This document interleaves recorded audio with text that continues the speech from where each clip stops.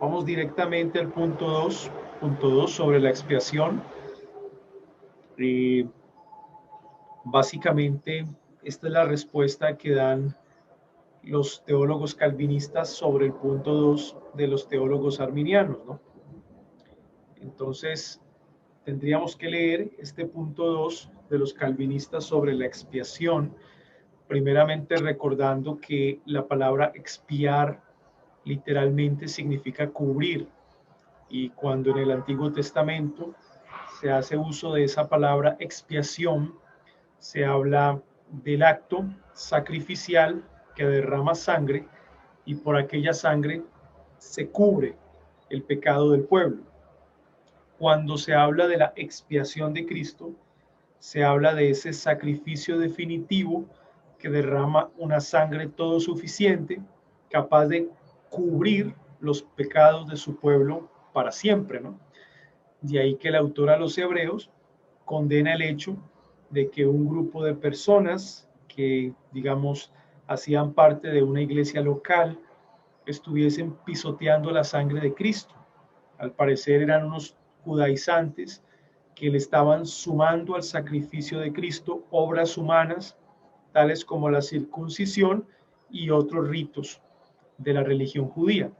Y el autor a los Hebreos dice que estas personas están pisoteando la sangre de Cristo, están vituperando el nombre de Dios.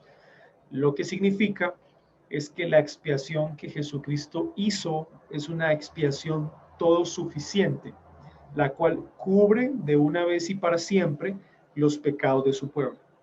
Básicamente, ese es el concepto de expiación que nosotros encontramos a lo largo de las Escrituras. Ahora, ¿cuál es el problema? El problema es que, como lo vimos en clases anteriores, los remonstrantes en el artículo 2 sobre la expiación, ellos hablan de que Cristo murió por todos los hombres. Recuerdan que hablamos de dos conceptos, el concepto cuantitativo y el concepto cualitativo. Por todos los hombres, pues se refiere a pequeños, grandes, negritos, blanquitos, cualitativamente todo tipo de hombres, pero por cada uno de ellos sería cuantitativamente. Es decir, que Cristo murió universalmente. Ese es el concepto de expiación universal de los remonstrantes. La pregunta es, ok, Cristo murió universalmente por todos los hombres. ¿Esperamos nosotros entonces que todos los hombres sean salvos? Bueno, los arminianos, recuerdan el estudio, responderán no. Solamente son salvos aquellos que creen en ese sacrificio. El resto, por los cuales Cristo murió, en el resto no se hace efectivo ese sacrificio. Y la pregunta que formulamos en aquella oportunidad es, ¿se puede separar la obra de la expiación con sus resultados, o sea, con sus beneficios? Yo puedo separar el acto de expiar con sus beneficios. Y lo que decíamos es que, ¿qué pensaban los calvinistas al respecto? Y en este punto, sobre la expiación de los calvinistas, nos vamos a dar cuenta que no es posible separar el acto de expiar con sus resultados. Al parecer están íntimamente relacionados. El hecho de que Cristo expíe los pecados de un pueblo hace efectiva dicha expiación en ese pueblo. Y los que no reciben dichos beneficios es porque Cristo no murió por ellos. Básicamente ese es el argumento de los teólogos calvinistas. Quiero leerles lo que dice el canon número 2. Rechazamos la enseñanza que dicta que Dios el Padre designó a su Hijo para morir en la cruz sin un plan fijo y definido para salvar a nadie por su nombre. Están rechazando lo que ellos interpretan del punto 2 de los arminianos. De modo que la necesidad, la utilidad y el valor de lo que la muerte de Cristo obtuvo pudieran haber permanecido intactos y totalmente perfectos, completos y en totalidad.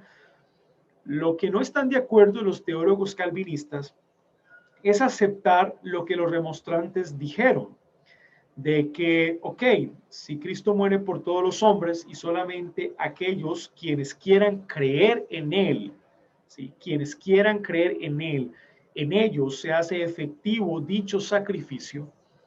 ¿Qué pasa si ningún hombre quiere creer? ¿Notan el problema? ¿Qué pasa si ningún hombre quiere creer? Si finalmente ningún hombre acepta la obra expiatoria de Jesús. Bueno, los remonstrantes básicamente concluyen que el sacrificio de Cristo sigue siendo un sacrificio perfecto, sigue siendo un sacrificio completo y sigue siendo un sacrificio en totalidad. Pregunta, y esa es la pregunta de los calvinistas, ¿eso es posible? ¿Es posible hablar de un sacrificio perfecto aun cuando dicho sacrificio no puede salvar a nadie? ¿Podemos decir que es un sacrificio completo aunque el ser humano no quiera aceptar el sacrificio y no se salve nadie? Para los calvinistas, esto no se puede aceptar. O sea, no se puede pensar que el sacrificio de Cristo sigue siendo perfecto aunque no salve a nadie. Y yo les contaba en alguna ocasión cómo este hombre predicador que llamado Armando Alducin, él en una explicación que da sobre la expiación de Cristo, él asegura que el riesgo más grande que tomó el Padre fue enviar a su Hijo a la cruz. ¿Y por qué dice Alducin que ese es el riesgo más grande? Porque dijo, se arriesgó a que ningún hombre quisiera venir a él y creer en su obra. ¿Notan? Ahora, esas palabras pues son muy arminianas. Básicamente lo que estaba haciendo Alducin era repetir lo que seguramente muchos arminianos en el siglo XVII trataban de alguna manera resolver. Sin embargo, para los calvinistas esa declaración no es aceptable. Y en este segundo artículo no, vemos el rechazo tácito. Rechazamos esa enseñanza. O sea, no podemos aceptar que se piense que la obra expiatoria de Cristo fue un riesgo, so pena de que ningún hombre sea salvo, pero aún así dicho sacrificio sigue intacto, sigue completo, sigue perfecto en su totalidad. O sea, no es posible. No podemos separar el acto de expiar de sus resultados o de sus beneficios. Sigue diciendo este segundo canon. Aún cuando la redención que se obtuvo nunca se hubiera aplicado de hecho a ningún individuo. Básicamente lo que los calvinistas no aceptan es que el acto de expiar se separe de la aplicabilidad del mismo. Ellos no aceptan eso. Los calvinistas ven en las escrituras que la expiación aplica a los hombres, es decir, hay una relación, hay una interdependencia entre el acto de expiar y la aplicabilidad de dicho acto en las personas que creen. Ahora, básicamente, los calvinistas entienden que quienes creen son aquellos que fueron elegidos antes de la fundación.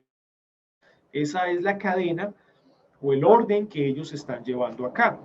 En otras palabras, dicen, era la voluntad de Dios que Cristo, por medio de la sangre de la cruz, redimiera, y esta es la palabra que hay que subrayar, efectivamente, efectivamente, hay una redención efectiva. O sea, aquí no hay una redención, digamos, como riesgo, so pena de que nadie acepte. No, realmente los calvinistas creían que la muerte de Cristo en la cruz y el derramamiento de su sangre había sido efectivo, o sea, efectivamente, de todo pueblo, tribu, nación y lengua, a todos aquellos y solo aquellos que fueron elegidos. Notan esto. Solo aquellos que fueron elegidos. Solo aquellos que fueron elegidos. O sea, el calvinismo no cree de manera cuantitativa que Cristo murió por cada uno de los hombres.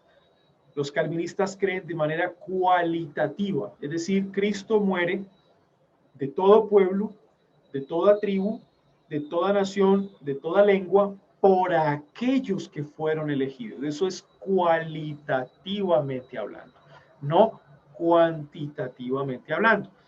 O sea que si nosotros pudiésemos resumir en una sola palabra el concepto de expiación calvinista sería cualitativo. O sea, la expiación calvinista es cualitativa. La expiación arminiana es cuantitativa, o sea, cada uno de los seres humanos que han hecho parte de la historia universal. Cuantitativa sería la palabra que podría sintetizar la doctrina de la expiación arminiana. Cualitativa es la palabra que sintetiza la doctrina de la expiación calvinista, no por cada uno, sino por hombres de todo pueblo, de toda tribu, de toda nación, de toda lengua. Siguen diciendo, y esos que han sido elegidos desde la eternidad para salvación y le fueron dados por el Padre. Efectivamente, los calvinistas reafirman que la expiación de Cristo Jesús no fue un riesgo, fue algo preparado antes de la fundación del mundo. Porque por quienes Cristo murió fue por aquellos a los cuales el Padre le dio. Entonces no es un riesgo, no es una obra improvisada, simplemente es algo que el Padre preparó antes de la fundación del mundo. ¿Y qué pasa con estas personas que han sido elegidas? Les concede la fe, sigue diciendo, que los limpie con su sangre de todos sus pecados, tanto originales como actuales. Y ojo acá, subrayemos esos dos conceptos, originales como actuales. ¿Por qué los calvinistas hablan de pecado original y pecado actual? Bueno, porque ese fue el concepto que Agustín de Hipona acotó cuando trató el tema del pecado del hombre. Recordarán cuando estuvimos hablando un poco de Agustín, cómo él habla de un pecado original, que es la transmisión del primer pecado cometido en el huerto del Edén a toda la raza humana. Esa transmisión de ese primer pecado cometido es lo que llamamos pecado original. Básicamente es la transmisión de la culpa al resto de la raza humana. Pero ese pecado original se convierte en la fuente de todo pecado, de todo pecado. Y esos pecados particulares que proceden de esa fuente, Agustín les llamó pecados actuales. Pecados actuales. La mentira es un pecado actual que procede del pecado original. El hurto es un pecado actual que procede del pecado original. Entonces los calvinistas básicamente adoptan el concepto de pecado original y de pecado actual tal como lo maneja San Agustín. Es lo que ellos están haciendo, es siguiendo la línea de San Agustín en esta doctrina, básicamente en la doctrina del pecado. Ahora, ¿qué tiene que ver la doctrina del pecado con la expiación? Pues básicamente todo. ¿Por qué todo? Porque si la obra expiatoria de Cristo fue eficaz, debe perdonar el pecado original y debe perdonar los pecados actuales. O sea, es así. No podemos hablar de una obra de Cristo eficaz cuando no es capaz de perdonar el pecado original ni tampoco capaz de perdonar los pecados actuales de una vez y para siempre. No podemos hablar de que esa obra es eficaz. Así que los calvinistas están siendo bastante analíticos acá, tanto originales como actuales, ya sean cometidos antes o después de su venida a la fe. O sea, el sacrificio expiatorio de Cristo perdona mis pecados pasados, mis pecados presentes y mis pecados futuros. Es todo suficiente para perdonar mis pecados pasados, mis pecados presentes y mis pecados futuros. Que los preserve fielmente hasta el final y que finalmente se los presente a sí mismo un pueblo glorioso, sin mancha ni arruga. O sea que, tal como los calvinistas en este segundo canon describen la expiación, vemos que es una expiación eficaz para todos aquellos que han sido elegidos antes de la fundación del mundo. Acá se puede levantar una objeción de parte de los remonstrantes, y es la siguiente. Pero nosotros, los remonstrantes, no negamos que la expiación de Cristo sea eficaz. O sea, nosotros también creemos que la obra expiatoria de Cristo es eficaz, no la estamos negando.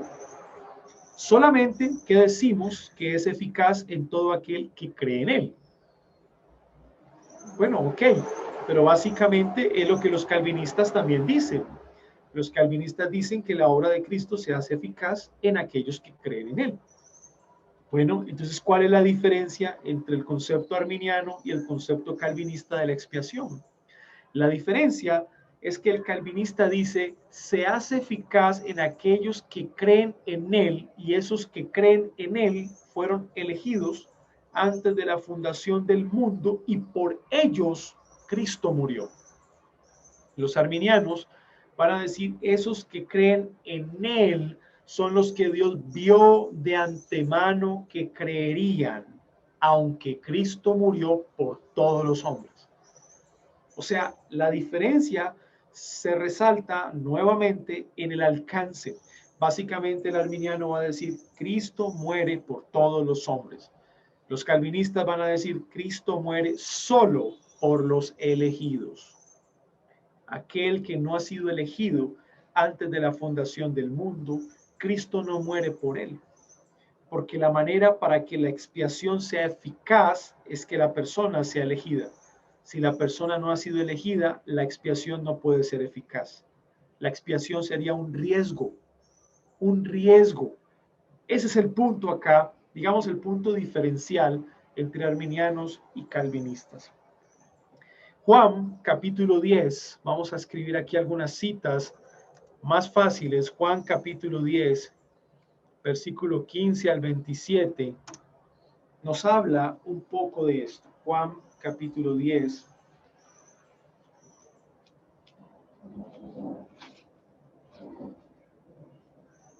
Versículo 15 al 27, dice, así como el Padre me conoce y yo conozco al Padre, y pongo mi vida por las ovejas.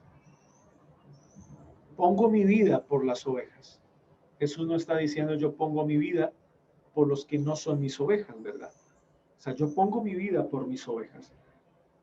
Esa metáfora que Cristo está añadiendo acá, básicamente se entiende, yo pongo mi vida por los míos, ¿sí? Mis ovejas son los míos, los míos.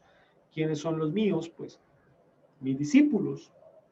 Recuerden que esta es una metáfora, entonces las ovejas aquí reemplazan la palabra discípulos, ese es el contexto en el que está el pasaje. Básicamente lo que Cristo dice es yo pongo mi vida por los discípulos. También tengo otras ovejas que no son de este redil, aquellas también debo traer y oirán mi voz. Ok, Cristo tiene ovejas en otro redil, pero noten esto, este otro redil siguen siendo ovejas. También tengo otras ovejas. Mire que Cristo no dice, también tengo otros cabritos que cuando los llame se volverán ovejas, ¿no? Él dice, no, también tengo otras ovejas, otras ovejas. Obviamente son otros discípulos, porque la metáfora continúa que no son de este redil. ¿Y cuál es el redil en el contexto? Es el redil judío.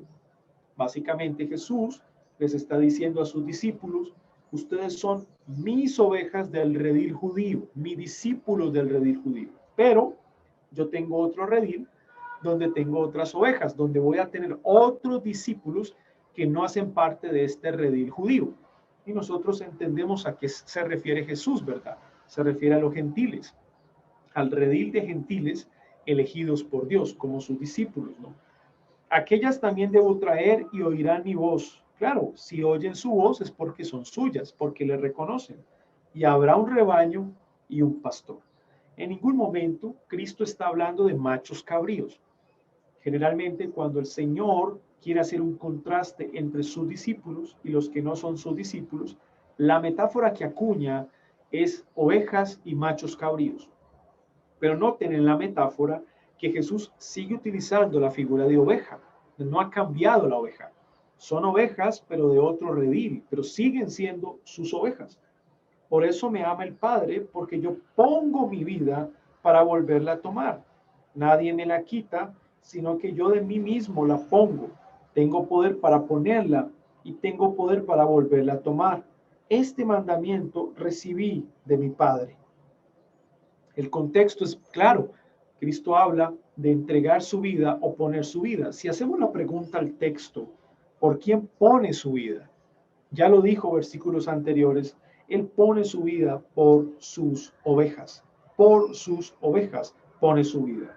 Ahora vayamos al versículo 27, mis ovejas oyen mi voz, y yo las conozco y me siguen. Hay una relación pastor-oveja, sí. Y yo les doy vida eterna, ¿a quiénes? A mis ovejas. Vuelvo y repito, es una metáfora que reemplaza la palabra discípulos. Y no perecerán jamás. Mis discípulos, mis ovejas no perecerán jamás, ni nadie las arrebatará de mi mano. Notan, están seguras en la mano de Cristo. Mi Padre que me las dio, no es un riesgo, notan, no es un pueblo improvisado que se está sorteando, es un pueblo elegido, el cual el Padre conoce perfectamente y se las dio. Es mayor que todos y nadie las puede arrebatar de la mano de mi Padre. Cuando uno lee un texto como estos, pues uno entiende que hay un plan, uno entiende que la vida de Cristo no se pone por todo el mundo, uno entiende que básicamente hay una relación íntima entre pastor y oveja, y efectivamente es por esa oveja por quien Cristo pone su vida. No. Ahora, acompáñenme a Juan capítulo 17. Juan capítulo 17. Este es otro texto que podemos citar también. Realmente sería todo el capítulo, pero vamos a leer básicamente algunos versículos. Juan capítulo 17, 1 al 25, es la oración sumo sacerdotal de Jesús. Miren lo que dice este texto. Versículo 7. Ahora han conocido que todas las cosas que me has dado proceden de ti, porque las palabras que me diste les he dado, y ellos las recibieron, y han conocido verdaderamente que salí de ti, y han creído que tú me enviaste. Yo ruego por ellos, no ruego por el mundo. Yo ruego por ellos, no ruego por el mundo, sino por los que me diste, porque tuyos son, y todo lo mío es tuyo, y lo tuyo mío, y he sido glorificado en ellos. A ver, pensemos un momento. Si Cristo no ruega por todo el mundo, ¿creen ustedes que Cristo daría su vida por todo el mundo? O sea, si ni siquiera Cristo ora por todo el mundo, sino solamente por sus ovejas, ¿creerían ustedes entonces que Cristo daría su vida por todo el mundo cuando ni siquiera ora por todo el mundo? ¿Qué es más fácil? ¿Orar por todo el mundo o entregar su vida por todo el mundo? Diríamos orar por todo el mundo. Pero si ni siquiera Cristo ora por todo el mundo, ¿cómo nosotros podemos pensar que Cristo dio su vida por todo el mundo? Ahora, es clara aquí, esta oración es eficaz, es particular. Yo ruego por ellos. ¿Y quiénes son ellos? Bueno, son los que el Padre le ha dado. El contexto de Juan capítulo 17 básicamente sigue una línea muy parecida a Juan capítulo 10. Son los que el Padre le ha dado. Esos son por los cuales Cristo ruega. No ruega por todo el mundo. Versículo 11. Y ya no estoy en el mundo, mas estos están en el mundo. Y yo voy a ti, Padre Santo, a los que me has dado, por los que Cristo ruega, guárdalos en tu nombre para que sean uno, así como nosotros.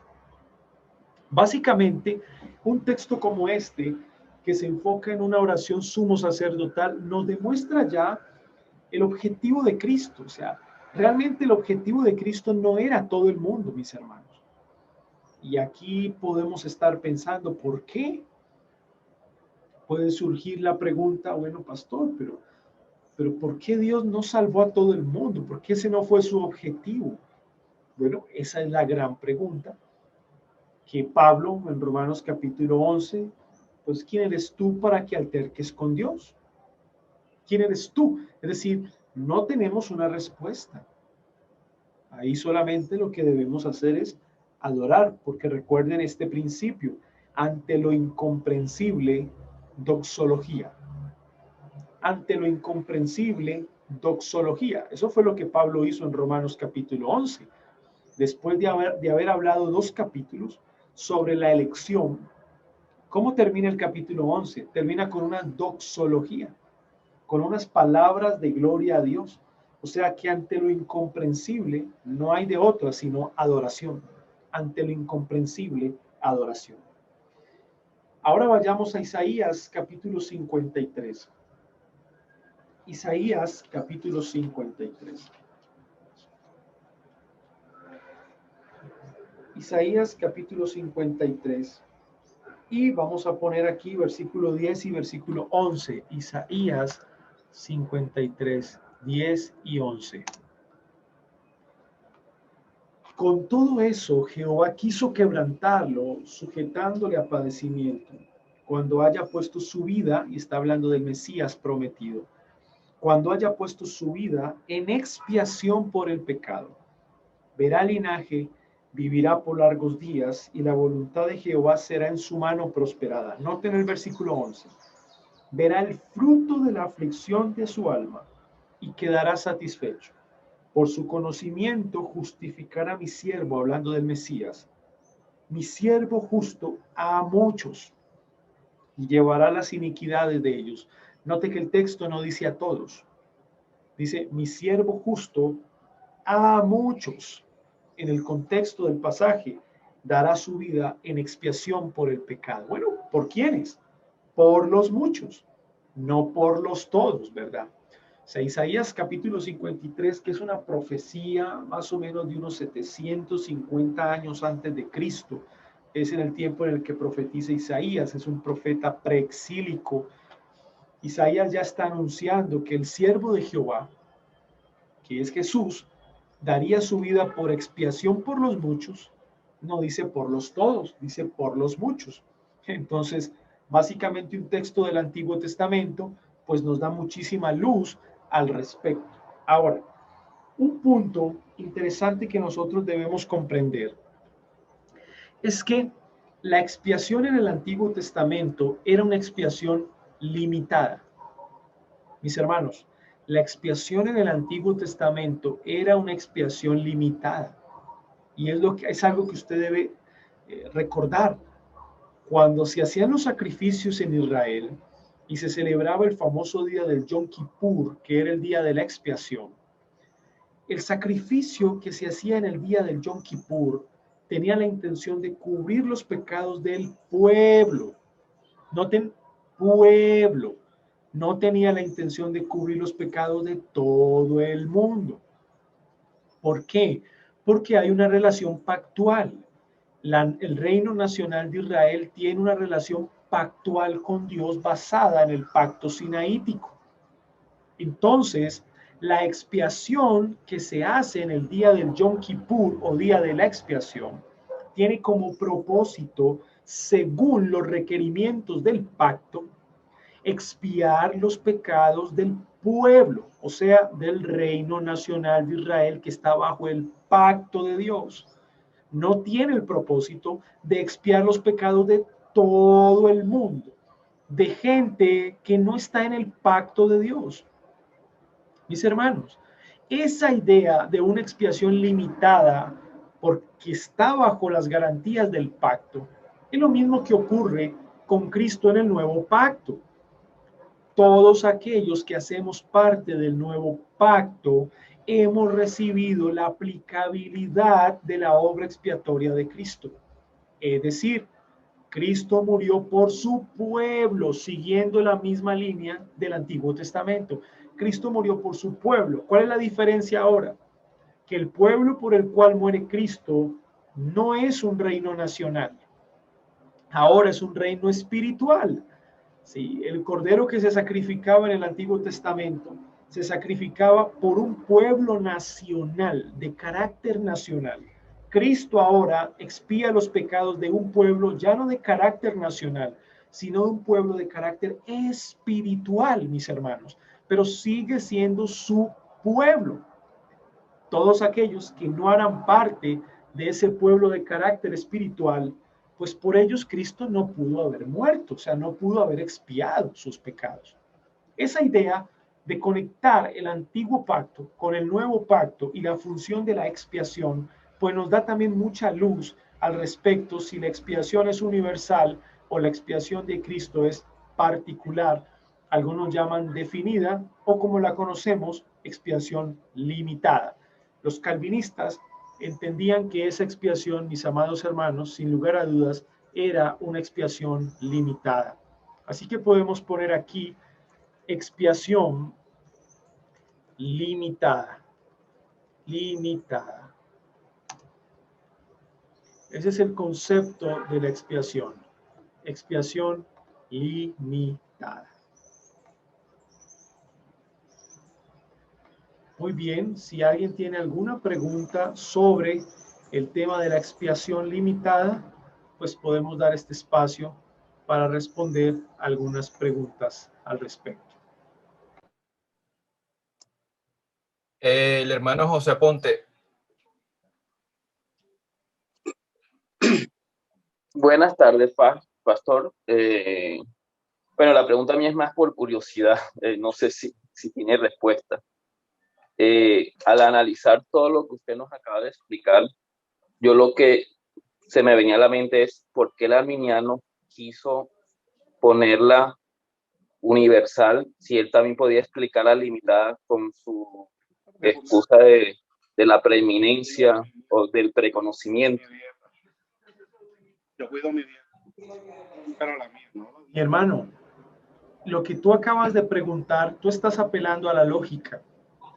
Bueno, pues es que eso es lo que yo también me pregunto. Es decir, si Cristo finalmente, según el arminianismo, la expiación de Cristo es eficaz solamente en aquellos que creen, y según el arminianismo, Dios vio de antemano quienes creerían. Bueno, ¿cuál es la dificultad de decir que Cristo expió los pecados de esos que Dios de antemano vio que creerían? Bueno, la dificultad es que si ellos afirman eso, la cadena que están intentando construir se rompe. Básicamente se va a romper. ¿Y por qué se va a romper? Porque se van a ver obligados a aceptar que hay una elección antes de la fundación del mundo sin depender de la presencia divina. Es decir, tienen que tener mucho cuidado ellos en no ir a contradecir una doctrina con la otra porque la cadena se rompe. Pero básicamente lo que tú preguntas es lo que los calvinistas pensaron y es lo que yo creo también. Es decir, si finalmente se hace eficaz solamente en los que creen, ¿por qué no decir que Cristo murió solo por los que creen? Ahora, hermenéuticamente hablando, ellos han tenido problemas con dos versículos.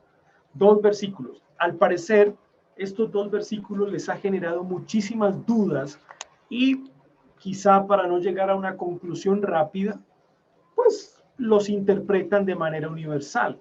Uno de ellos es Juan 3:16, porque de tal manera amó Dios al mundo. Entonces esa palabra amó Dios al mundo, esa palabra amó, ellos simplemente la cambian por la palabra expió, como queriendo decir de tal manera Dios expió los pecados del mundo, porque van a decir cómo amó al mundo y no expió los pecados del mundo, ¿verdad? O sea, están apelando también a un sentido lógico interpretando Juan 3:16. Sin embargo, ya hablamos en una ocasión que ese versículo de Juan 3:16 no tiene la intención ni de argumentar a favor de una expiación limitada, ni de argumentar a favor de una expiación universal. Juan 3:16 es un texto que está en un contexto en el cual Cristo le está predicando el evangelio a un judío importante que quizás hacía parte del Sanedrín y le está explicando que la salvación del Señor o la entrega de su Hijo se dará por todo tipo de personas. Básicamente es eso, no solamente por judíos, sino que los gentiles también recibirán los beneficios de la expiación de Jesús.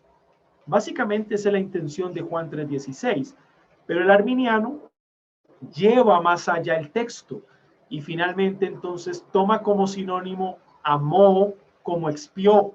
Entonces, si amó a todo el mundo, expió los pecados de todo el mundo.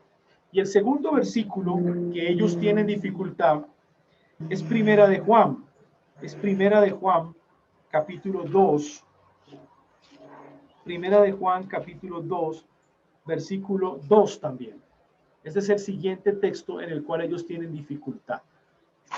Dice, y Él es la propiciación por nuestros pecados, y no solamente por los nuestros, sino también por los de todo el mundo. Y aquí la palabra es propiciación. Entonces el arminiano dice, oh, si Él es la propiciación por los pecados de todo el mundo, no puede haber propiciación si no hay expiación, porque la propiciación es un resultado de la expiación. Si hay propiciación por todo el mundo, hay expiación por todo el mundo. Esa es la conclusión arminiana. Okay. Pero, ¿cuál es el punto? El punto es que el texto, nuevamente lo digo, está en un contexto. La palabra mundo en Primera de Juan capítulo 2 no es cuantitativa. No se está refiriendo a cada una de las personas. Nuevamente es cualitativa. Recuerden que Juan está escribiendo esta primera carta a una audiencia particular, la cual había o tenía una mezcla, era una audiencia mixta entre judíos y gentiles. Y lo que está haciendo Juan básicamente es afirmar el hecho de que Cristo propicia, es decir, satisface la ira de Dios el Padre, no solamente por judíos, sino también por los gentiles. Digamos, hay una idea mixta. Esa es la interpretación, digamos, sujeta al contexto, pero hay una complejidad que se le añade a esta interpretación, y es que todo parece indicar que la propiciación que Cristo hizo por su pueblo tiene impacto mundial, o sea, tiene impacto cósmico. ¿Qué quiero decir? Que la expiación de Cristo por su pueblo impacta los cielos, impacta la tierra, de tal manera, como lo dice Efesios capítulo 1, que los ángeles, buenos y malos, se sujetan a Cristo como su cabeza después de su muerte en la cruz. O sea, la interpretación se nos amplía un poco y se hace un poco más compleja, pero igual es válida. Es decir, cuando Juan dice que no solamente por los nuestros y por los de todo el mundo, se está refiriendo pues obviamente a su pueblo mixto entre judíos y gentiles, pero al mismo tiempo está diciendo que la propiciación de Cristo tuvo impacto cósmico. Impacto cósmico lo que significa es que tanto el cielo como la tierra en algún sentido recibió cierta aplicación de esa expiación de Cristo. Eso es lo que quiere decir el pasaje. Pero no podemos asegurar que el texto se esté refiriendo a una expiación universal. O sea, básicamente cambiar la palabra propiciación por la palabra expiación y asumir que murió por todo el mundo, creo yo que es una interpretación muy ligera, o sea, muy rápida, es una conclusión muy rápida. Ok, o sea, concluyendo, pastor, no es tanto, o sea, yo lo estaba pensando a nivel de lógica en cadena. En realidad, podríamos decir que la intención de la arminiana de decir esto es porque ellos, al ver esos pasajes, interpretaron que la Biblia dice eso. Sí, sí, okay. Sí. Ahora, ¿cuál es el asunto aquí, mi hermano? Que nosotros tenemos que entender que por dos versículos o por un versículo, yo no puedo hacer doctrina. O sea, si yo encuentro en la Biblia un versículo que me torne complejidad a la hora de interpretarlo, yo tengo que llevar ese versículo a la luz de una multitud de versículos más claros. ¿Qué es lo que están haciendo los arminianos? Simplemente toman un versículo que refleja complejidad y lo hacen doctrina. Okay. Pero no se puede hacer eso en la hermenéutica. Okay. Bueno, muchas gracias, pastor. Usted. Bueno, ahora sigue el hermano Gaspar. Bueno, buenas tardes a todos. Pastor, yo cuando hago una pregunta, quiero que me entiendan, siempre me pongo en el lado de un arminiano, no para buscar gloria ni para corchar al pastor ni por ningún motivo. Esa no es la intención. Creo que este momento es propicio para uno despejar todas las dudas y en un debate pues poder, digamos, contrarrestar el argumento arminiano. Yo me pongo siempre en la postura arminiana. Entonces, los arminianos hablan de la gracia preveniente, que ya el pastor habló con luz de detalle, y esta gracia preveniente es derramada universalmente. Es más, ellos dicen que no es necesario la predicación del evangelio, porque la gracia preveniente que Dios derrama universalmente no se necesita del mensaje del evangelio, simplemente al derramar la gracia Dios preveniente para todos los seres humanos, todo en un contexto cuantitativo, la persona puede venir o tomar la decisión de rechazar esa gracia o venir en fe y arrepentimiento. Bien, en ese orden de idea, así como existe la expiación para todo, como ellos dicen que la expiación es para todo el mundo, encontré un versículo que habla de una gracia para todo. Por decir algo, Tito 2:11, no sé si usted puede buscar ahí. Tito 2:11 dice, porque la gracia de Dios se ha manifestado para salvación a todos los hombres. Aquí nuevamente aparece la palabra todo, como en el versículo Juan 3:16. Mi pregunta va enfocada, ¿cómo diferenciar la palabra todo para hablar para hablar en la posición calvinista, es decir, cualitativa, y no interpretar todo como el arminianista, el arminianismo lo interpreta como todo desde un punto de vista cuantitativo? En el griego, ¿cómo diferenciar esa palabra? Bueno, es una pregunta, ¿no? Yo siempre hago dos preguntas en una para no intervenir más. La otra pregunta es, cuando se habló de la gracia resistible o irresistible en la elección, hay un pasaje que es Mateo 23:37, que dice Jesús, Jerusalén, Jerusalén, que matas a los profetas y apedreas a los que te son enviados, ¿cuántas veces quise juntar a tus hijos como las gallinas juntan sus polluelos debajo de las alas y no quisiste? Bueno, aquí está hablando obviamente Jesucristo. ¿Cuántas veces quise juntar a tus hijos? Como queriendo decir, ¿cuántas veces yo he predicado? ¿Cuántas veces yo he tratado de salvarlo? Como así como la madre trata de salvar a sus polluelos debajo de sus alas y no quisiste.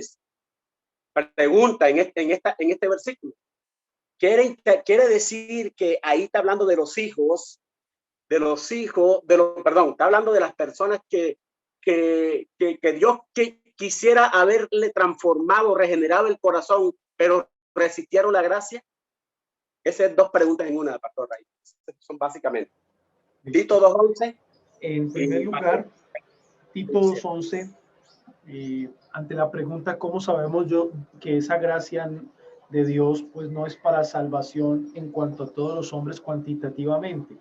Porque no todos los hombres cuantitativamente se salvan.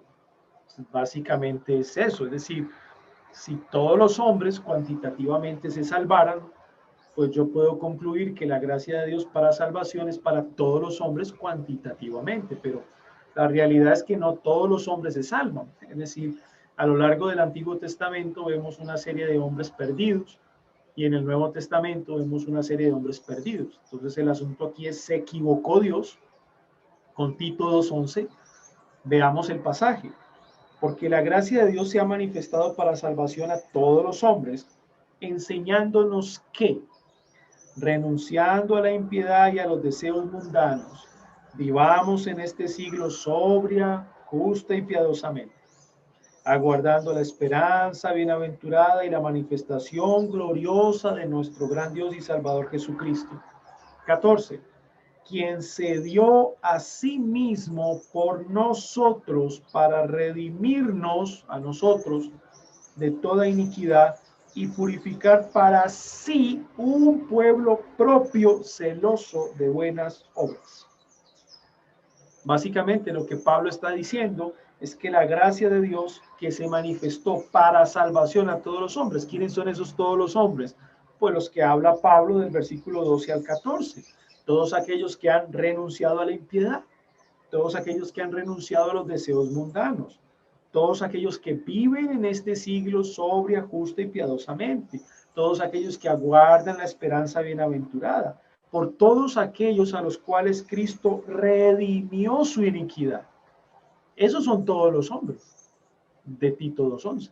Concluir que todos los hombres son cada uno de los hombres, pues es contradecir todo el texto, porque pues básicamente el texto lo que hace es sumar argumentos a favor de una salvación no para todo el mundo, sino para un grupo en particular, que Pablo describe aquí como los que renuncian a la impiedad, etcétera, etcétera, etcétera. Entonces, Creo que es una cuestión más de interpretación, de hermenéutica para darnos cuenta y de realidad. Por lógica sabemos que no todos los hombres son salvos, ¿no? Entonces ese texto tiene que tener una interpretación específica, ¿verdad? Y el segundo pasaje que menciona el hermano Gaspar, volvemos a lo mismo. Ustedes deben recordar que Jesús, cuando dice cuántas veces intenté juntarlos a ustedes como la gallina junta a sus polluelos y no quisisteis. En ningún momento en el contexto del pasaje Jesús está queriendo decir, pues miren, saben que yo he querido salvarlos, yo voy a dar mi vida por ustedes en la cruz, pero ok, finalmente si no quieren venir, pues no hay nada que hacer. Es decir, lastimosamente no, mi sacrificio o mi deseo no es tan fuerte como su incredulidad. Y eso me recuerda a Apocalipsis 2, cuando dice yo estoy aquí a la puerta y llamo.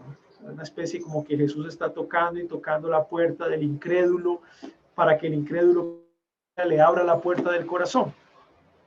Ustedes entenderán que Apocalipsis 2 habla es de la puerta de una iglesia, o sea, de creyentes que han sacado a Jesús de sus vidas, ¿no? Así que el texto que el hermano Gaspar cita sobre los polluelos no es un texto que tiene la intención de mostrar la inferioridad de Jesús ante la grandeza de la incredulidad del hombre. Es un texto de responsabilidad humana. Lo que Jesús está enfatizando allí es que la nación de Israel será juzgada porque ellos responsablemente y voluntariamente rehusaron aceptar el evangelio. O sea, el énfasis del pasaje es la responsabilidad humana. Cuando dicen no quisisteis, lo que Cristo les está diciendo, están acumulando malas obras para el día del juicio final. Básicamente es lo que significa, ¿no? Ustedes no han querido venir, suya es la culpa, es vuestra responsabilidad y lo han hecho voluntariamente. Entonces, ay de vosotros, ¿no?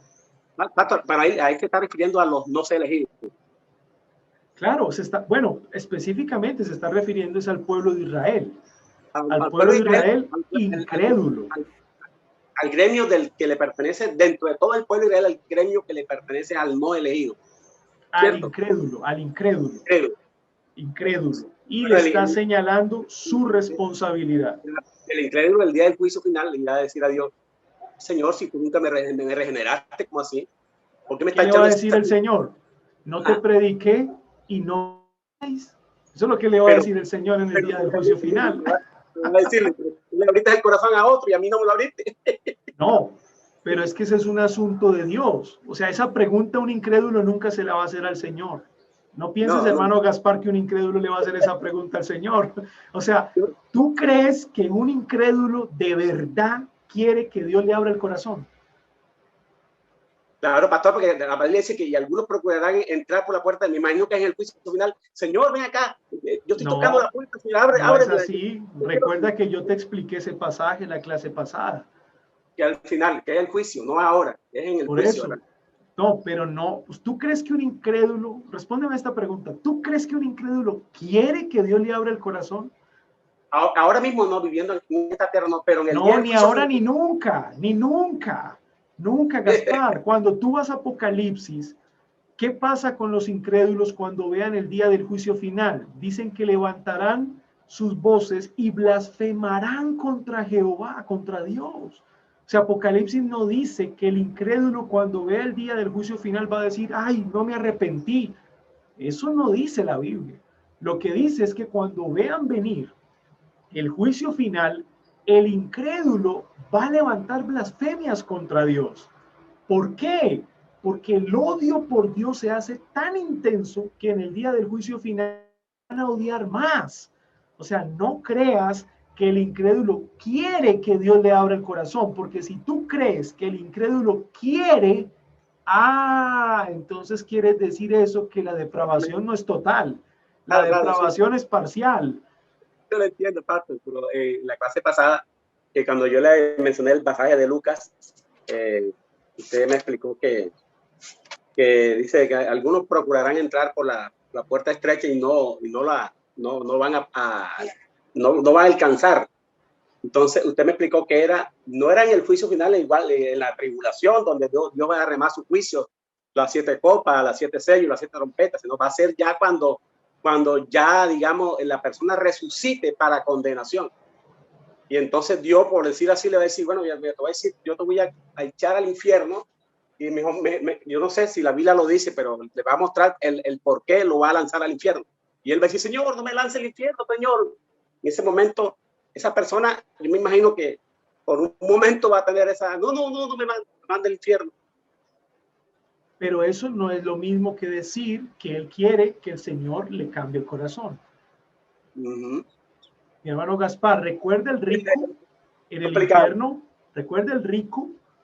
Sí. El rico no quiere estar ahí porque sabe que va a sufrir, pero el rico tiene la intención de cambiar. No, porque cuando el rico dice, vaya a mis familiares y díganles que les predique, ¿qué le responde Jesús? Si se levanta el mismo Moisés, no creerán. ¿Qué quiere decir Jesús? Que el corazón del incrédulo es tan duro que así tú mismo, rico, en el infierno no vas a querer cambiar. Lo que usted quiere es huir del tormento, pero usted no quiere correr a mí. Esas son dos cosas muy diferentes.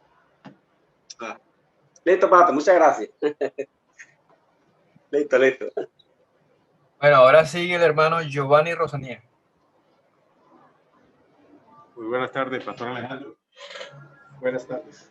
Bueno, yo diría que una es una pregunta, la otra no sé si será pregunta o una inquietud o unos planteamientos. La primera sería, ¿de qué manera la discusión entre calvinistas y arminianos afecta la fe de la humanidad? Mi segunda intervención es bajo la expiación limitada, como tesis de los calvinistas, se presentarían unas situaciones ante dos escenarios. Bueno, también frente a los arminianos, pero digamos concretamente frente a la expiación limitada. Y observo esto.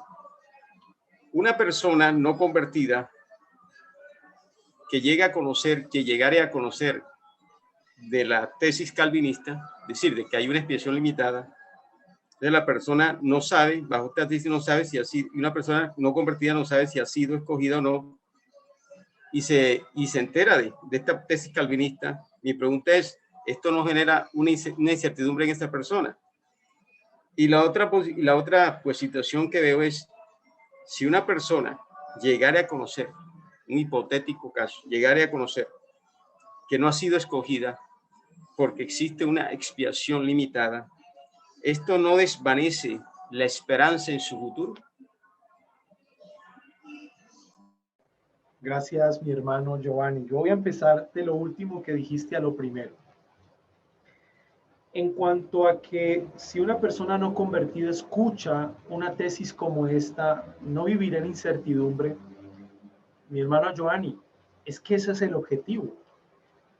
¿O acaso el mensaje de Cristo no fue ese? Cuando tú lees el Evangelio de Juan, Cristo fue supremamente duro con los incrédulos, al punto de que lo querían matar. Y efectivamente el propósito de Cristo fue ese, generar incertidumbre en el corazón del incrédulo, que se viera en un momento de desesperación. Eso lo hizo Jesús.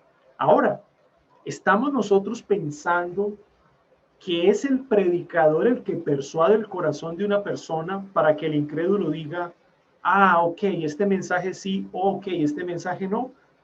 De ninguna manera.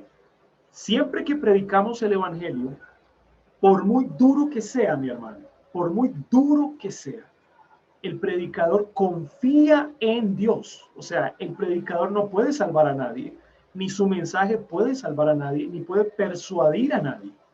Entonces, cuando yo le digo a una persona, Cristo murió por los pecados de su pueblo, ¿quieres tú hacer parte de ellos? La persona dice, ok, entonces no murió por mí. No, pues no lo sabemos. Eso solamente lo sabe el Señor. Como yo no sé, yo no te puedo decir que murió por ti. Yo no tengo ese derecho. Yo no lo sé. Yo solo te digo si quieres hacer parte. Si la persona dice que sí, entonces le digo, debes confesar tus pecados, arrepentirte y apartarte, porque eso es lo que manda la Biblia.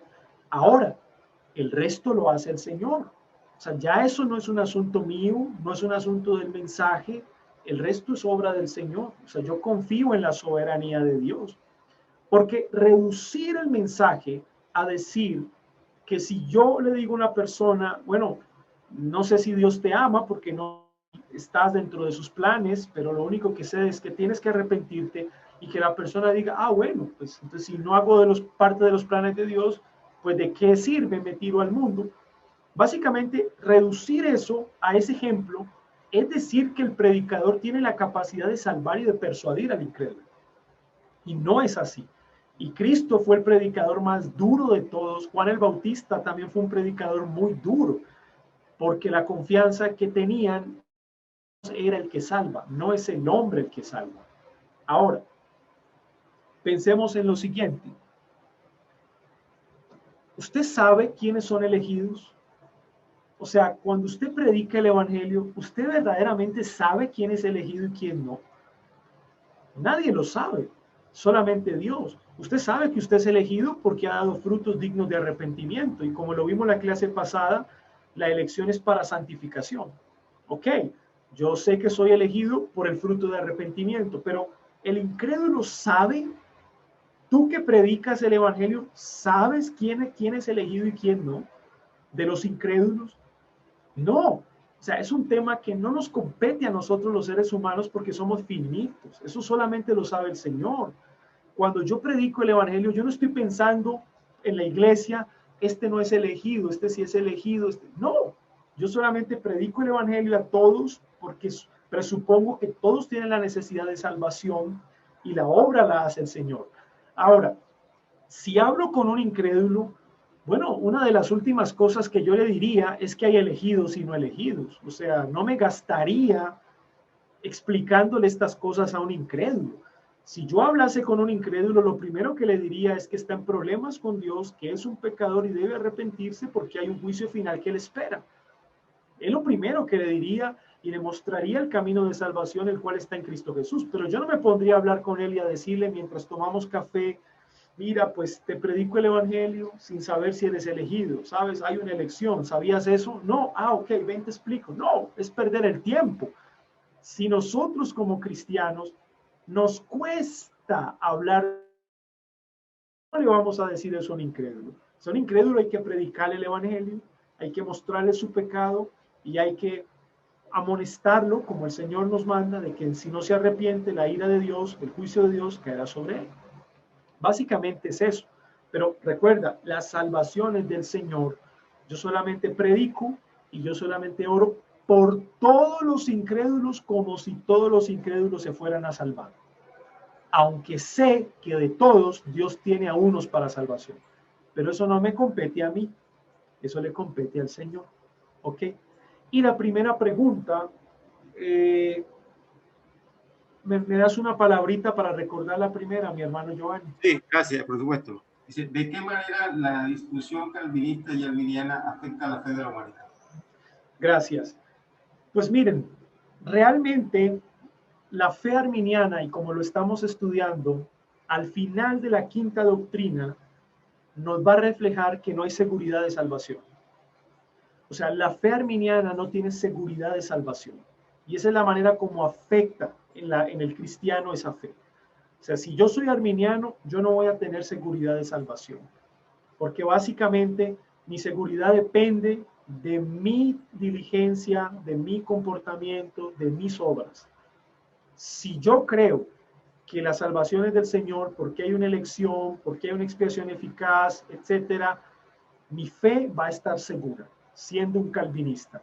O sea, que yo creería que el conocimiento de estas doctrinas, el conocer el calvinismo, sí me da mayor seguridad de salvación. O sea, como creyente yo puedo tener mayor seguridad de salvación.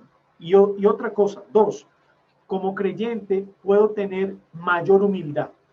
Mayor humildad. ¿Qué se espera de una persona que ha comprendido la doctrina calvinista? Que sea más humilde, porque él sabe que en él no hay nada bueno. Dios lo eligió a pesar de él, no por sus méritos, sino a pesar de él.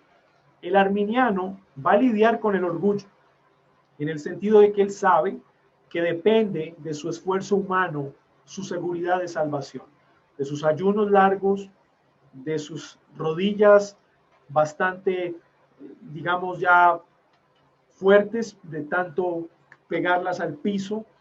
Él sabe que depende de su esfuerzo humano y eso le crea orgullo. Y en denominaciones arminianas, básicamente es eso. La persona que ayunó 3 días, pues está más cerca del cielo que la que no ayunó. ¿Y por qué se hacen esos estándares? ¿O por qué se hacen esos valores? Precisamente porque la teología arminiana tiene esa debilidad.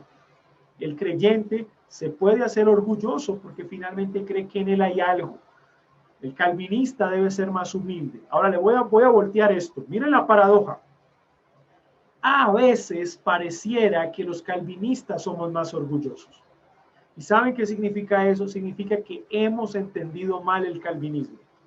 Porque si yo he entendido bien el calvinismo, que no es otra cosa que la doctrina bíblica, yo debo ser más humilde.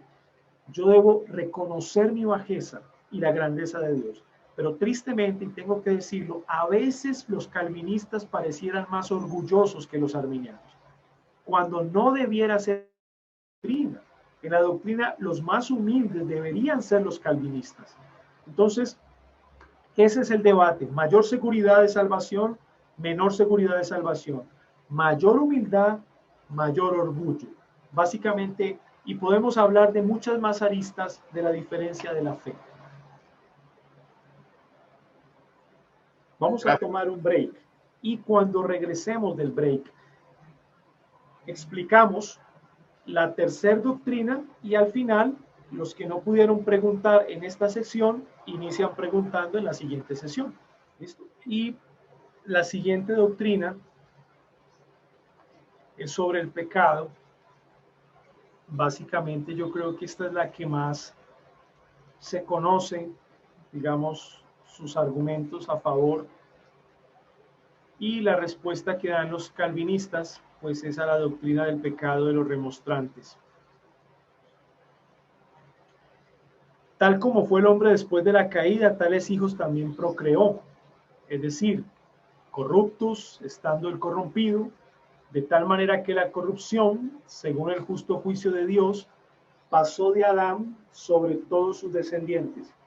No por imitación, recuerdan el concepto pelagiano, no hay pecado original, el pecado es por imitación. Los calvinistas están contrarrestando todo pensamiento pelagiano y bueno, esto habla, digamos, de la forma o la interpretación que ellos le están dando al tercer artículo de los remonstrantes, ¿no? Para los calvinistas, el tercer artículo de los remonstrantes tenía tintes semipelagianos, por ende pelagianos en el fondo, y quieren contrarrestar cualquier tipo de semipelagianismo y de pelagianismo, como antiguamente defendieron los pelagianos, sino por procreación de la naturaleza corrompida. Por consiguiente, todos los hombres son concebidos en pecado y al nacer como hijos de ira, incapaces, y aquí viene el punto, de algún bien salvífico. Incapaces. Vamos a subrayar solamente la palabra incapaces. Incapaces de algún bien saludable o salvífico e inclinados al mal, muertos en pecado y esclavos del pecado. Aquí subrayemos toda esta frase completica. Muertos y esclavos. Porque recordarán que el concepto semipelagiano del pecado es que el hombre es enfermo, no nace enfermo. Y el concepto arminiano es que nace muerto, pero a través de la gracia preveniente, Dios capacita a todos los muertos para que vengan a Él los que quieren, ¿no? Bueno, básicamente los calvinistas reafirman el tema de que nacen muertos en pecados, pero son esclavos del pecado.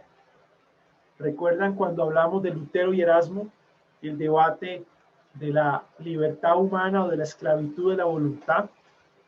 Bueno, básicamente, bueno, los calvinistas están de acuerdo o están del lado de Lutero. Cuando Erasmo quiso defender el libre albedrío y quiso decir que los hombres tienen libre albedrío para elegir algún bien ¿sí? Lutero dijo, no, es que ese no es el problema. El problema es que la voluntad del hombre es esclava de su naturaleza. Y si la naturaleza del hombre está corrompida, la voluntad hace todo lo que su naturaleza le dicte. Por ende, es esclava de la naturaleza. Y si hablamos de libertad, tenemos que decir que el hombre sin Dios es libre para hacer todo lo que su naturaleza le dicte. En otras palabras, simplemente el mal.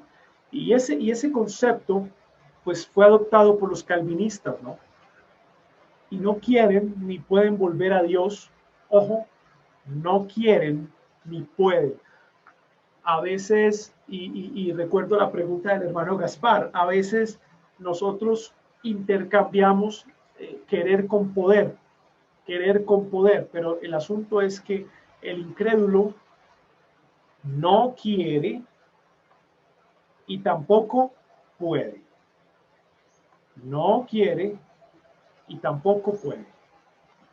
Ni quiere ni puede volver a Dios, ni corregir su naturaleza corrompida, ni disponerse a sí mismos al mejoramiento de la misma, sin la gracia del Espíritu Santo, que es quien regenera.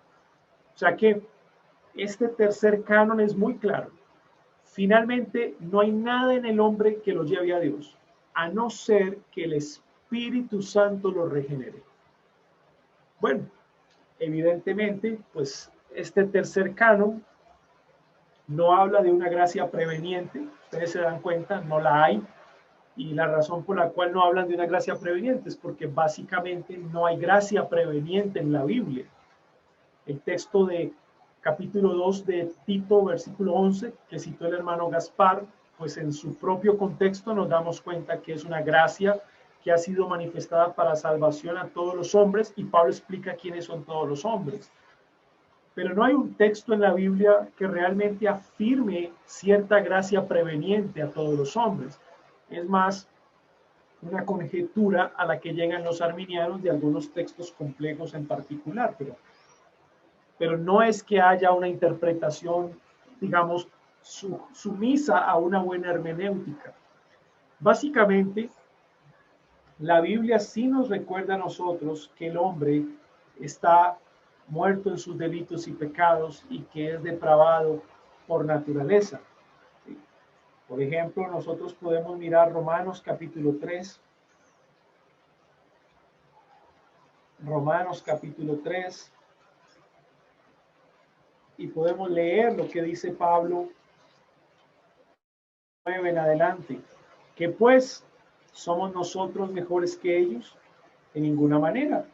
Pues ya hemos acusado a judíos y a gentiles, ahí está el pueblo mixto, judíos y gentiles, que todos están bajo pecado. Como está escrito, no hay justo ni aun uno, no hay quien entienda, no hay quien busque a Dios, todos se desviaron, a una se hicieron inútiles, no hay quien haga lo bueno, no hay quien haga lo bueno, no hay ni siquiera uno, y es redundante, no hay ni siquiera uno. Sepulcro abierto es su garganta, con su lengua engañan, o sea, son maliciosos, veneno de áspides hay debajo de sus labios, su boca está llena de maldición y de amargura, sus pies se apresuran para derramar sangre, quebranto y desventura hay en sus caminos, y no conocieron camino de paz, no hay temor de Dios delante de sus ojos. Y esta es una cita que Pablo está tomando del Salmo capítulo 14, parte del Salmo capítulo 5, parte del Salmo capítulo 140, parte del Salmo capítulo 10. O sea, no es una enseñanza que Pablo se inventó, sino que es una enseñanza a la cual se le está dando consecuencia, ¿sí? Es una enseñanza consecutiva a lo largo de toda la Biblia. Y efectivamente leer un pasaje como estos, pues uno podría pensar, entonces, ¿qué tengo yo de bueno cuando nazco? Y bueno, básicamente no hay nada bueno en el hombre, no hay nada bueno en el hombre. Efesios capítulo 2 es un texto que también nos va a recordar nuestra condición. Efesios capítulo 2, versículo 1 al 3. Miren la condición del hombre sin Dios. Y Él os dio vida a vosotros cuando estabais muertos. Mire que Pablo no dice cuando estabais enfermos, no, muertos en vuestros delitos y pecados, en los cuales anduvisteis en otro tiempo. ¿Cómo vivíamos? Siguiendo la corriente de este mundo, conforme al príncipe de la potestad del aire, el espíritu que ahora opera en los hijos de desobediencia, entre los cuales también todos nosotros vivimos en otro tiempo en los deseos de nuestra carne, haciendo la voluntad de la carne y de los pensamientos. ¿Y qué éramos por naturaleza? Buenos, por naturaleza, hijos de ira, lo mismo que los demás. Y notan esto, pero la gracia preveniente de Dios es tan grande, ¿cierto? Que yo en algún momento pude venir a Él, ¿verdad? Pero la gracia preveniente de Dios es para todos los hombres, que cualquiera puede venir a Él. No, versículo 4, pero Dios. Pablo no dice, pero el hombre, dice, pero Dios, que es rico en misericordia por su gran amor con que nos amó, pero Dios, aún estando nosotros muertos, no enfermos en pecados, ¿qué pasó? Nos dio una gracia preveniente para ver si nosotros decidíamos venir a Él o no. No. Nos dio vida. Mis hermanos, nos dio vida. O sea, no nos dio una gracia para ver si vivíamos o no vivíamos. No nos dejó a nuestro propio destino libre albedrío a ver qué pasaba. No. Nos dio vida. O sea, es una obra efectiva, eficaz. Nos dio vida. Juntamente con Cristo, por gracia, sois salvos. Y juntamente con Él nos resucitó. No dice nos va a resucitar, o Él quería resucitarnos, pero nosotros no dejamos. No resucitó. Es así. Y así mismo nos hizo sentar en los lugares celestiales en Cristo Jesús. Es una obra de Dios. Muertos, un muerto no puede, es incapaz de algún bien. Un muerto no tiene un bien salvífico. Un muerto no puede volver a Dios. Un muerto no puede corregir su naturaleza. El muerto no puede mejorar a sí mismo. El muerto lo único que necesita es vida. Y es algo externo a él, no es algo interno. Él no puede darse vida a sí mismo. Es algo externo. Es Dios quien le da la vida al muerto. Es una obra de Dios. Miren lo que dice Tito. Volvamos a Tito. Más adelantico donde estábamos, capítulo 3. Miren esto, versículo 3. Tito 3:3. Porque nosotros también éramos en otro tiempo. Miren cómo éramos nosotros. Insensatos, rebeldes, extraviados, esclavos de concupiscencia y deleites diversos, viviendo en malicia, envidia, aborrecibles y aborreciéndonos unos a otros. Pero nosotros que tenemos ciertos méritos o cierto ápice de bondad, no. Pero la gracia preveniente que nos capacita para, no. Dice Tito, pero cuando se manifestó la bondad de Dios nuestro Salvador y su amor para con los hombres, ¿qué pasó? Nos salvó. Nos salvó. No por obras de justicia que nosotros hubiéramos hecho, mis hermanos, sino por su misericordia, por el lavamiento de la regeneración y por la renovación en el Espíritu Santo, el cual derramó en nosotros abundantemente por Jesucristo nuestro Salvador. Ojo esto, para que justificados por su gracia, otra vez, no hicimos nada, todo lo hizo el Señor. ¿Cómo se llama eso? Monergismo divino, viniésemos a ser herederos conforme a la esperanza de la vida eterna. Básicamente, la doctrina del pecado en los calvinistas es muy clara. El hombre nace en pecado original, el hombre nace o tiene pecados actuales como respuesta a ese pecado original y está muerto. No puede hacer absolutamente nada para salvarse. El hombre no se puede salvar a sí mismo. No hay nada en él que lo salve. Necesita la agencia externa de otro que haga algo por él. Y la Biblia nos dice claramente que ese otro es Dios. Su amor y su bondad, su misericordia. Es Dios. Y Él es el que nos llama de muerte a vida. Y ahora vivos, ojo con esto, y ahora vivos, le podemos buscar. Ahora vivos le podemos pedir. Ahora vivos le podemos orar. Ahora vivos podemos vivir para Él. Pero necesitamos estar vivos primero. Buscar a Dios estando muerto. Yo le busco estando vivo. Yo le oro estando vivo. Yo me entrego a Él estando vivo. Muerto no. Y alguien puede preguntar, pastor, entonces, ¿para qué predicamos el Evangelio? Bueno, porque el Evangelio es el medio por el cual el Señor trae de la muerte a la vida a los muertos. Esa es la razón. El Evangelio es el medio por el cual el Señor le da vida a un muerto, y por eso es que lo predicamos.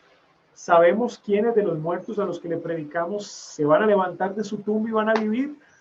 No lo sabemos, solamente lo sabe Dios. ¿Cuál es mi responsabilidad? Predicar el Evangelio y esperar que Dios lo use como medio para traer de la muerte a la vida a una persona. Básicamente es eso lo que yo tengo que confiar.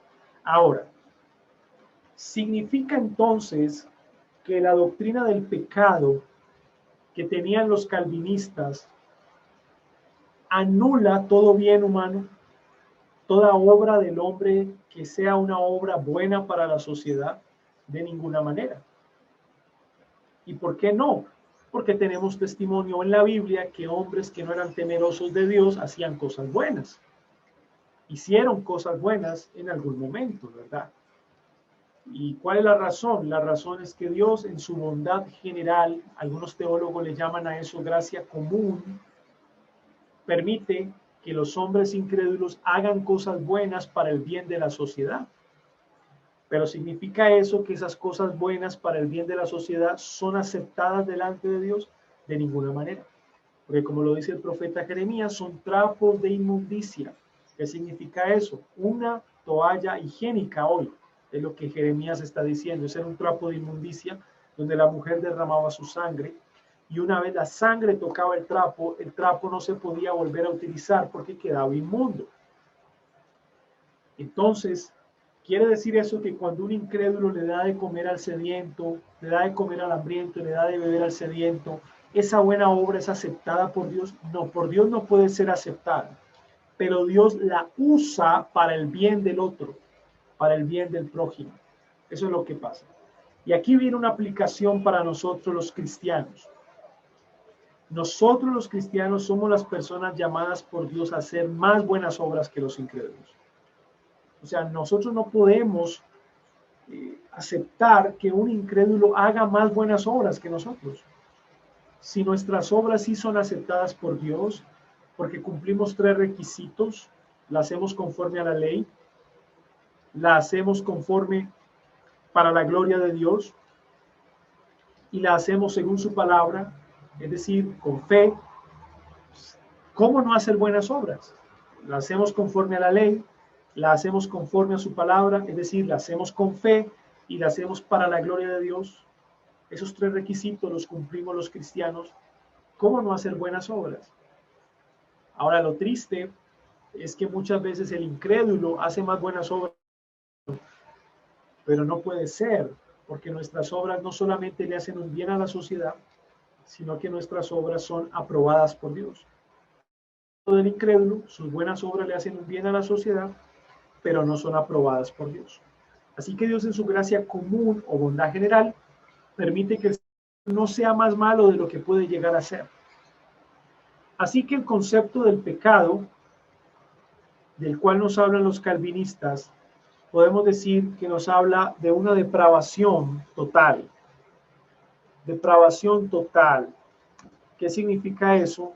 Significa que el pecado ha hecho mella no solamente en nuestra parte emocional, sino en nuestra parte intelectual también. La razón del hombre también ha caído en una corrupción tal que no le permite tampoco buscar ni volver a Dios. Y esto difiere del pensamiento que tenía Tomás de Aquino acerca de la depravación total. Tomás de Aquino decía que la depravación había dañado, digamos, los afectos del hombre, pero no el ejercicio de su razón. Sin embargo, nosotros vemos en las Escrituras que el pecado del hombre ha corrompido todo el ser del hombre.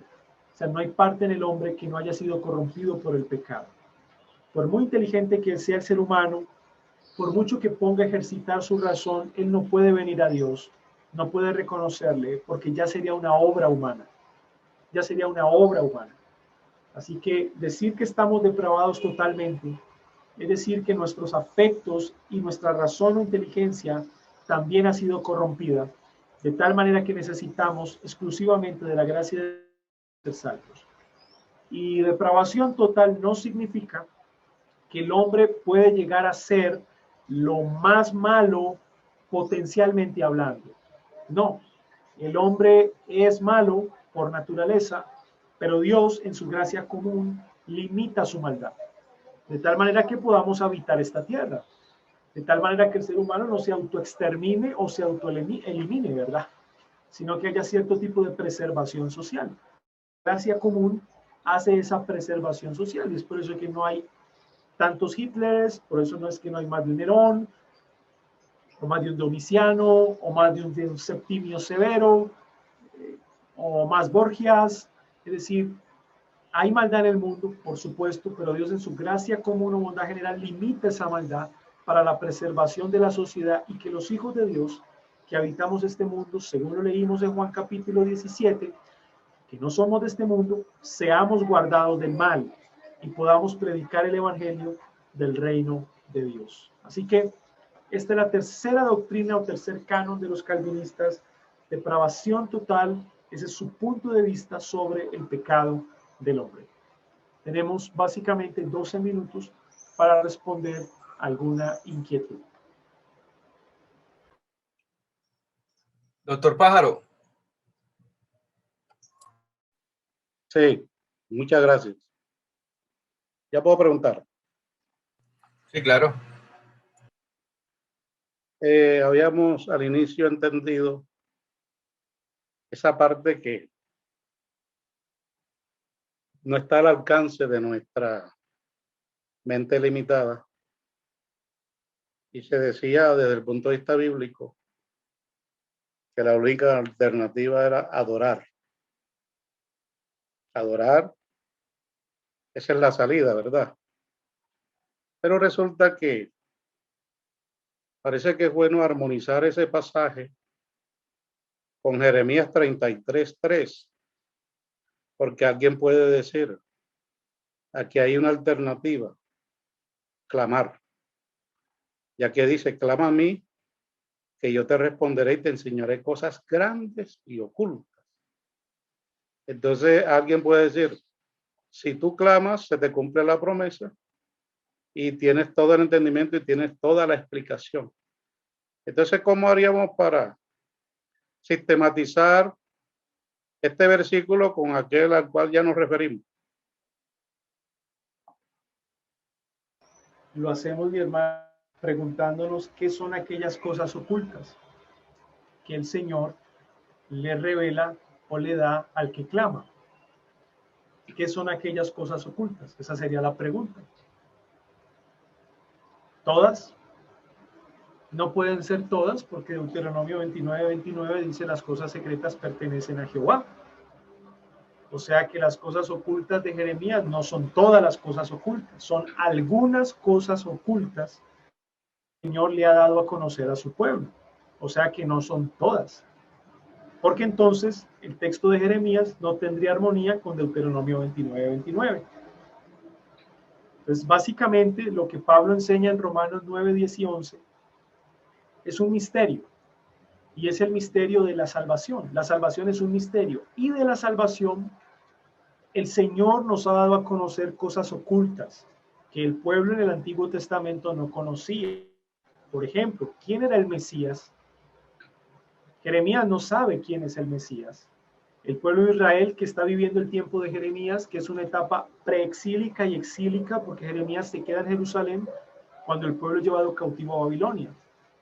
Así que Jeremías no sabe quién es el Mesías, la comunidad a la cual él se refiere no sabe quién es el Mesías, no sabe cuál será la justicia de las naciones, eso no se ha materializado. Hay una serie de cosas ocultas que están pasando, pero que a la luz del apóstol Pablo ya se han dado a conocer. ¿Quién es el Mesías? Cristo Jesús es el Mesías. ¿Cuál es su plan de salvación? venir a este mundo, vivir una obediencia perfecta, morir en una cruz, derramar su sangre, resucitar al tercer día. ¿Eso lo conocía Jeremías? ¿Eso lo conocía la audiencia de Jeremías? No lo conocía. Ellos simplemente estaban dando puntazos, ¿cierto? Como una especie de pinceladas de lo que sería. Y efectivamente la promesa se cumple en Cristo. Cristo nos ha dado a conocer todas esas cosas ocultas respecto a la salvación del hombre. Pero todas esas cosas ocultas son, cada una de ellas, no puede ser, porque Deuteronomio 29 nos dice que hay cosas secretas que pertenecen a Jehová. O sea que esas cosas ocultas que Cristo nos ha venido a revelar en su primera venida son algunas cosas ocultas. Y es por eso que el apóstol Pablo en Romanos capítulo 11 termina diciendo, bueno, a él sea la gloria. En otras palabras, hay cosas que finalmente no alcanzamos a comprender, que quizá las vamos a entender cuando estemos con él en la gloria. Quizá allá él nos va a explicar el porqué de muchas cosas. Y ante esa incomprensibilidad, que no es otra cosa que un misterio, lo único que podemos hacer es adorar. Por ejemplo, la doctrina de la Trinidad había sido explicada y sistematizada en el Antiguo Testamento de ninguna manera. El Antiguo Testamento nos habla de una pluralidad de personas en Dios. Génesis capítulo 1, versículo 26, Génesis capítulo 11, la Torre de Babel. Pero en ningún momento esos pasajes nos dicen que son tres personas que subsisten en un Dios verdadero. No nos dice eso. O sea, que un Dios verdadero que subsiste en tres personas, eso no lo explica en el Antiguo Testamento. Pero se da a conocer en el Nuevo Pacto. Con la persona de Cristo nosotros entendemos que uno es bautizado, recibe el Espíritu Santo y uno es el que habla desde el cielo. Es en el Nuevo Testamento que esa doctrina de la Trinidad, que había sido oculta en el Antiguo Pacto, se da a conocer en el Nuevo Pacto. Ahora, ¿comprendemos a la totalidad la Trinidad? ¿La comprendemos 100%, mis amados hermanos? No. Nosotros básicamente explicamos algunos elementos que constituyen una definición sencilla de la Trinidad, un Dios verdadero que subsiste en tres personas, Padre, Hijo y Espíritu Santo, y se acabó. Pero podemos decir que a partir de esa definición podemos conocer los secretos que hay detrás de la Trinidad, podemos conocer perfectamente la armonía de la economía de la Trinidad. La respuesta es no, la Trinidad es un misterio. Quizá algún día vamos a comprender la Trinidad como tal, quizá sí en la gloria, quizá no, no lo sabemos.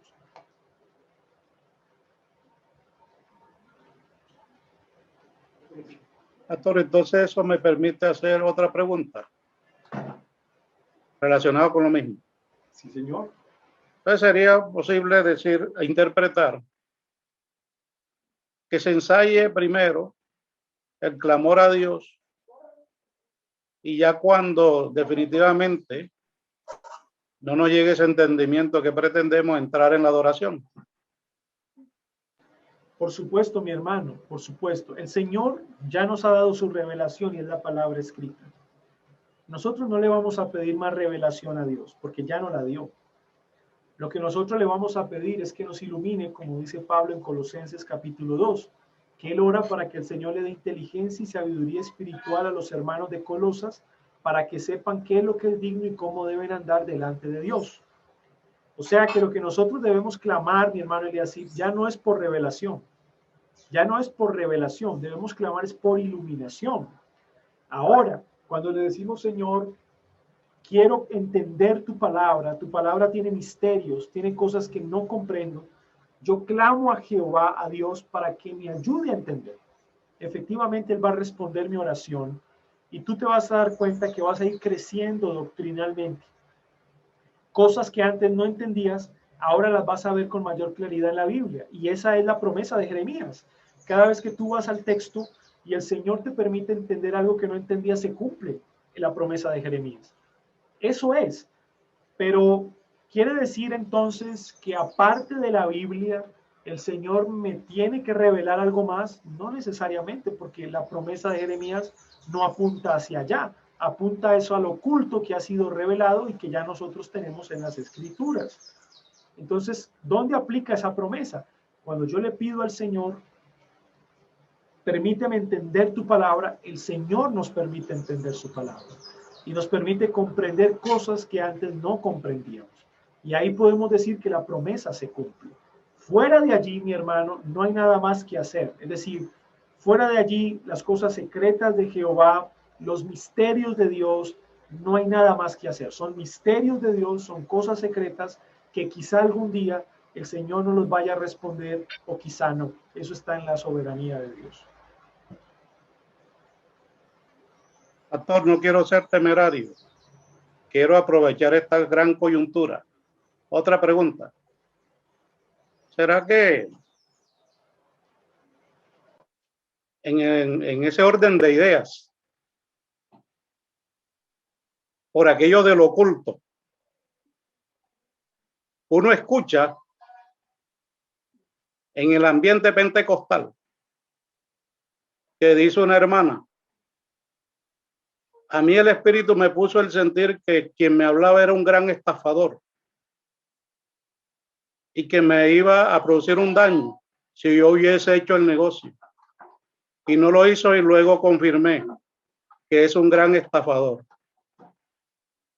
Algunos dicen, no puede ser porque eso es como revelación. Otros dirán, es iluminación. Pero por lo menos es una experiencia que dice una persona que por sus frutos yo tengo que creerlo. ¿Cómo se explicaría eso? No es ni revelación ni iluminación.